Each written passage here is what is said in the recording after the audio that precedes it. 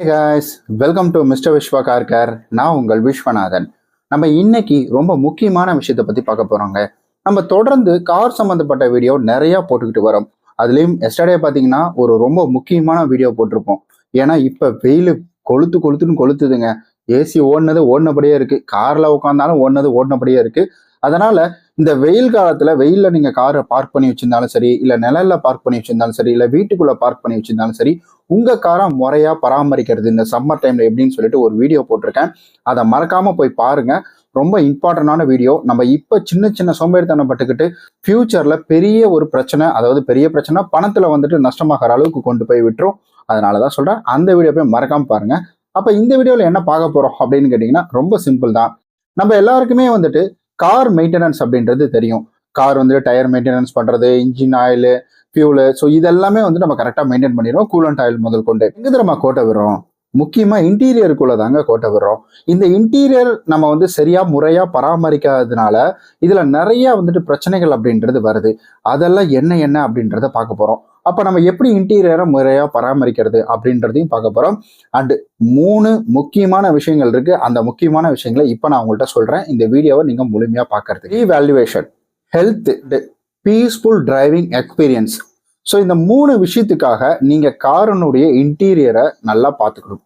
So முதல்ல health ரொம்ப முக்கியம் இல்லைங்களா? அதனாலேயே நம்ம காரை நல்லா தாங்க பார்த்துக்கணும். முதல் விஷயம், காரை நம்ம நல்லா பார்த்துக்கிட்டோம் அப்படின்னா ரீவேல்யூவேஷன் அதிகமாகும். காரை கரெக்டாக மெயின்டைன் பண்ணியிருக்காங்க, காரை நீட்டாக வச்சிருக்காங்க, அப்போ அடிப்படிக்கு வண்டியை யூஸ் பண்ணியிருக்க மாட்டாங்க.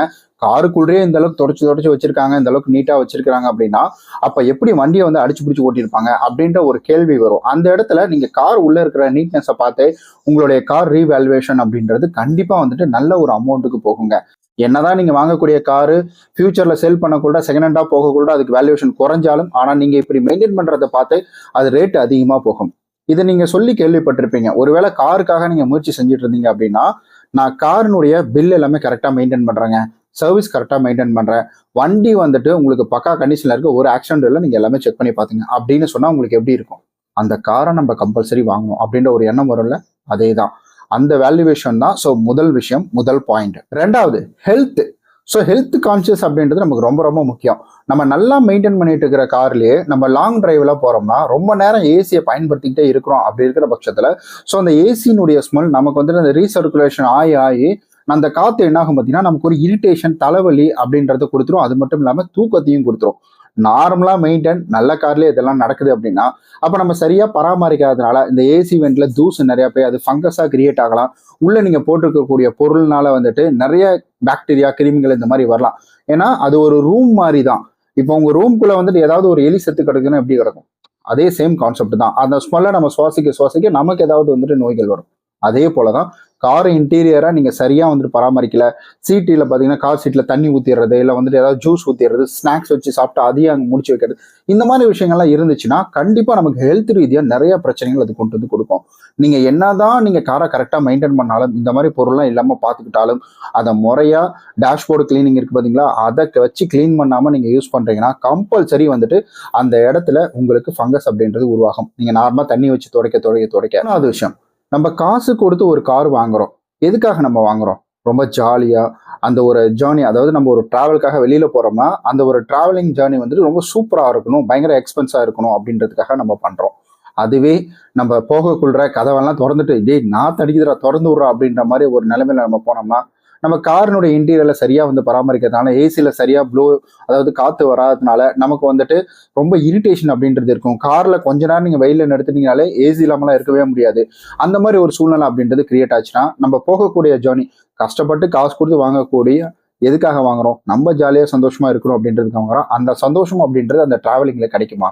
கண்டிப்பா கிடைக்கவே கிடைக்காது. சரி, ஓகே, இதெல்லாம் மெயின் பாயிண்டா நான் சொல்லிட்டேன்.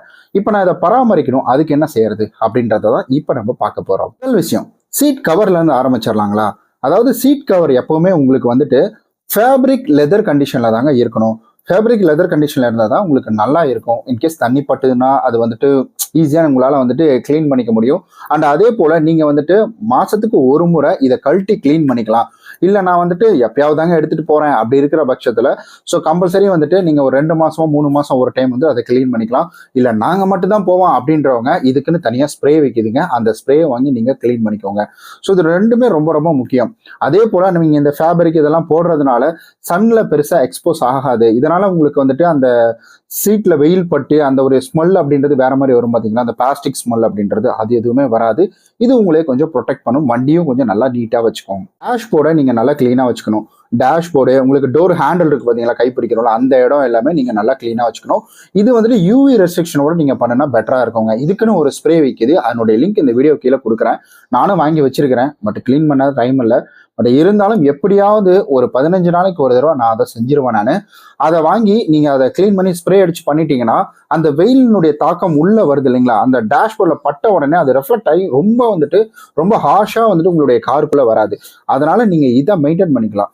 சரி, டேஷ்போர்டு ஸ்ப்ரே பார்த்தீங்கன்னா யூவி ரெஸ்ட்ரிக்ஷனோட வாங்கி வச்சுக்கோங்க. ஸோ ரொம்ப யூஸ்ஃபுல்லாக இருக்கும். ரெண்டாவது விஷயம், சன்சைடுன்னு நம்ம சொல்லுவோம் பார்த்தீங்களா, சன்சைடு அப்புறம் விண்ட்ஷீல்டு கவர் அப்படின்னு சொல்லுவோம். இதை நீங்கள் பயன்படுத்தணுங்க. இது எதுக்காகனா, அதிகமாக பழைய கார்லலாம் பார்த்தீங்கன்னா அந்த முன்னாடி வந்துட்டு டேஷ்போர்டு வந்து நல்லா வெளுத்து போயிருக்கும். அது வெயிலுடைய எக்ஸ்போஸ்னால தான் இதெல்லாமே நடக்குது. அப்போ நீங்கள் வந்துட்டு சன்சைடு விண்ட்ஷீல்டு இதெல்லாம் நீங்கள் போட்டு கவர் பண்ணி வச்சிட்டீங்க, அதாவது கண்ணாடி வழியே எந்த ஹீட்டும் உள்ளே வராமல் நீங்கள் வச்சுட்டீங்க அப்படின்னா அப்போ ஹீட்டு பெருசாக வந்து உங்களுடைய வண்டிக்குள்ளே வரவே வராது. மட்டும் இல்லாமல் அங்கே உள்ள எலக்ட்ரானிக்கல் பார்ட்லாம் இருக்குது பார்த்தீங்களா, இப்போ வந்துட்டு இன்ஃபோடைன்மெண்ட் இருக்கும், அந்த இடத்துல ஏசிக்கான வந்துட்டு ஒரு போர்டு ஒன்று இருக்கும். அது மாதிரி இருக்கக்கூடிய இடங்கள்ல வந்துட்டு உங்களுக்கு இந்த ஹீட்டுனால வரக்கூடிய பிரச்சனை அப்படின்றது வராது அப்படின்னு சொல்கிறாங்க. நிறைய பேர் இந்த 4வது விஷயத்த பெருசாக கேர் பண்ணவே மாட்டாங்க, ஃப்ளோர் மேட். அதை அந்த தப்பை நானும் பண்ணிட்டு இருக்கேன். ஏன்னா ஃப்ளோர் மேட் எனக்கு இப்போ வரைக்கும் 3D 5D எல்லாம் வந்துட்டு ரொம்ப ஹை ரேட்டாக போயிட்டு இருக்குது. பட் யாராவது இந்த மாதிரி கார் கடை வச்சிருக்கீங்க, இதெல்லாம் இந்த வீடியோ பார்த்துட்டு இருக்கீங்க அப்படின்னா கம்மியான ரேட்ல இருந்தால் கொஞ்சம் கீழே கமெண்ட் பண்ணுங்க. ஸோ நான் கடைக்கு வந்து வாங்கிட்டு அதை அப்படியே வந்துட்டு மக்களுக்கு வீடியோவை நான் கொடுத்துட்றேன் நான். சரி, ஓகே. இப்போ வந்துட்டு 3D மேட்டு, 5D மேட்டு, 7D மேட்டு அப்படின்றலாம் போயிடுச்சு, 90 கூட வந்துட்டு போயிடுச்சு. இந்த மாதிரி மேட்டை நீங்கள் பயன்படுத்துங்க ஃப்ளோர் மேட்டா. ஏன்னா இதில் ஈஸியாக உங்களால் க்ளீன் பண்ணிக்க முடியும். நிறைய பேர் அதை எடுத்து எவன்டா க்ளீன் பண்ணிட்டு இருக்கிறது, அதை எடுத்து க்ளீன் பண்ணிட்டா, நூடுல் மேட்டை எடுத்து க்ளீன் பண்ணிட்டா மறுபடியும் அடியில் வேற துடைக்கணும், அடியில் இருக்கிற மேட்டை எடுத்து க்ளீன் பண்ணணும் அப்படின்ற மாதிரி யோசிச்சு அதை அப்படியே விட்டுருவாங்க. ஆனால் 3D மேட் அப்படின்னா அது ஒரு பாக்ஸ் மாதிரி இருக்கும், அதுக்குள்ளே எல்லாம் கலெக்ட் ஆகிடும். அதையும் மீறி கீழே கொட்டாது. அதையும் மீறி நீங்கள் ஒரு பெரிய வாட்டர் கேனுக்கு தண்ணி ஊற்றினாதான் அது இதாகும். அது நம்ம பண்ணி தான் ஆகணும். அந்த மாதிரி நம்ம காரில் பண்ண போகிறது கிடையாது. அப்படி இருக்கிற பட்சத்தில் 3D 4, அதாவது 3D 5D 70 80 இந்த மாதிரி வந்துட்டு நீங்கள் ஃப்ளோர் மேட்டை வாங்கி போட்டிங்கன்னா ஈஸியாக உங்களால் க்ளீன் பண்ணிக்க முடியும். இதனால உங்களுடைய ஃப்ளோர், நீங்கள் மேட்டை எடுத்துகிட்டு பார்ப்பாங்க, உங்களுக்கு செகண்ட் ஹேண்ட் சேலுக்கலாம் மேட்டை எடுத்துகிட்டு பார்க்கக்குள்ள அங்கே உள்ள பார்த்தீங்கன்னா நீங்கள் 5D 3D போட்டிங்கன்னா அது உள்ள எதுவுமே டேமேஜ் ஆகிருக்காது. நீங்கள் பழைய காராக நீங்கள் நோட்டீஸ் பண்ணி பாருங்கள். இல்லை உங்கள் கார்லேயே கூட நீங்கள் போய் அந்த மேட்டை எடுத்துகிட்டு பாருங்கள், அந்த கீழே எவ்வளோ தேஞ்சு போயிருக்கு அப்படின்றத. இந்த ஸ்க்ராச்சஸ்லாம் நிறையா இருக்கும். நீங்கள் ரீசேல் பண்ணுறீங்களோ இல்லையோ, ஒரு ஹைஜீனிக்கான ஒரு விஷயத்த மெயின்டைன் பண்ணணும் அப்படின்னு நினைச்சீங்கன்னா கண்டிப்பா இதை பண்ணி ஆகணும். ரெண்டாவது பாயிண்ட் என்னன்னா, ஏசி வெண்ட்டை நீங்க கிளீன் பண்ணுங்க. ஏசி வெண்ட்டையும் கிளீன் பண்ணும், ஏசி ஃபில்டரையும் நீங்க கிளீன் பண்ணிக்கணும். ஏன்னா உங்க ஏசி நல்லா பாதுகாப்பா இருக்கணும், நல்லா வந்துட்டு பர்ஃபெக்டா லைஃப் வரணும் அப்படின்னு நினைச்சீங்கன்னா ஏசியோட அந்த ஃபில்டரை கழட்டி கிளீன் பண்ணிக்கோங்க. அதுக்கான வீடியோஸ் நான் கூடிய சீக்கிரம் போடுறேன் நான். இப்போ நீங்க ஏசி வெண்ட்டை வந்து கிளீன் பண்றதுன்னா, ஸோ அந்த ஹோல் இருக்கும் பார்த்தீங்களா, அந்த அட்ஜஸ்ட் பண்ணுவோம்ல, அந்த அட்ஜஸ்ட் பண்றதுக்குள்ள மண்ணெல்லாம் போயிடும். இல்லை வெளியில நீங்க வந்து ஃபில்டர் கிளீன் பண்ணாம போட்டீங்கன்னா வெளியில இருக்கிற மண்ணெல்லாம் எடுத்துட்டு வந்து அந்த ஈரப்பதம் கொடுக்கறதுனால அந்த ஃபங்கஸ் அப்படின்றது கிரியேட் ஆகும். ஃபங்கஸ் கிரியேட் ஆச்சுன்னா ஆப்வியஸ்லி நீங்க இந்த இடத்துல உங்களுக்கு நிறைய அலர்ஜி வரும், சளி பிடிக்கும், தலைவலி வரும். இந்த மாதிரி சூழ்நிலைகள் அப்படின்றது கிரியேட் ஆகும். ஹெல்த் கான்சியஸ்ல ரொம்ப வந்துட்டு பேடா இது இருக்கும். விஷயம் என்னன்னா, ரெகுலரா நம்ம வந்துட்டு நம்மளுடைய சீட் கவர்லாம் இருக்கு பாத்தீங்களா, இதெல்லாம் வந்துட்டு துடைக்கணுங்க. இதை வந்துட்டு கம்பல்சரி நீங்கள் வந்து ஒரு நல்ல ஈர துணியில் வச்சு நீங்கள் துடைக்கலாம். இல்லை இதுக்குன்னு ஸ்ப்ரே இருக்குது, நான் அதை கீழே கமெண்டில் கொடுக்குறேன், அதையும் யூஸ் பண்ணிக்கோங்க. இந்த மாதிரி பயன்படுத்தி நீங்கள் சீட் கவர் ஃபுல்லாகவே நீங்கள் துடைக்கலாம். இப்படி துடைச்சிங்கன்னா எப்போவுமே அந்த அழுக்கு சேராமல் அது கொஞ்சம் கரெக்டாகவே இருக்கும். இதனால் நீங்கள் வண்டிக்குள்ளே யார் வந்தாலும் சரி ஒரு நல்ல நறுமணம் அப்படின்றது கிடைக்கும். சின்ன சின்ன விஷயங்கள்லாம் ஆடாய் தான் வண்டியில் ஒரு ஸ்மெல் அப்படின்றது கிரியேட் ஆகும். அதனால தான் சொல்கிறேன். 7வது விஷயம், நான் கார் வாங்கியிருக்கிறேன், என் காருக்குள்ளே உட்காந்து சாப்பிடாம எப்படி அப்படின்ற ஒரு கேள்வி உங்களுக்குள்ளே வரலாம். அதிகமாக தயவு செய்து காருக்குள்ளே உட்காந்து சாப்பிடாதீங்க. தவிர்க்க முடியாத சூழ்நிலை அப்படி இருக்கிற பட்சத்தில் ஓகே. இல்லை வந்துட்டு ஒய்ஃபு இல்லை லவ்வர்ஸ் இவங்கெல்லாம் கூப்பிட்டு நான் வெளியில் போகிறேன், காருக்குள்ளே உட்காந்து நைட் டைமில் வந்து ஈட்டிங் போகிறேன், ஸோ அதனால் காருக்குள்ளே உட்காந்து சாப்பிட்டா சேஃப்டியாக இருக்கும் அப்படின்ற மாதிரி பண்ணுறீங்கன்னா ஸோ அது வேறு ஏதாவது ஒரு டைம். ஆனால் மேக்ஸிமம் அதை அவாய்ட் பண்ணுங்க அப்படின்னு தான் சொல்லுவேன். ஏன்னா நீங்கள் போடக்கூடிய விஷயங்கள், அதாவது அந்த ஸ்மெல் அப்படியே காருக்குள்ளே சுற்றிக்கிட்டே இருக்கும். எப்படி ஏசி ரூமில் இருக்கோ அதே மாதிரியே அந்த ஸ்மெல்னால நிறையா வந்துட்டு பூச்சி இந்த மாதிரி எலி இதெல்லாம் வந்துட்டு ஈர்க்கப்படலாம். இதனால கூட வண்டியில வந்துட்டு அது பாத்ரூம் போறது இந்த மாதிரி விஷயங்களை பண்ணி வச்சிடும், குட்டி போட்டு போயிடும், இல்லை ஒயரை கடிக்கும், இந்த மாதிரி நிறைய செயல்களை வந்துட்டு செஞ்சுட்டு போயிடும். சாப்பிட்ற ஐட்டம் காருக்குள்ள இருக்கவே கூடாது. அதை முதல்ல நீங்க கான்சியஸா பாத்துக்கோங்க.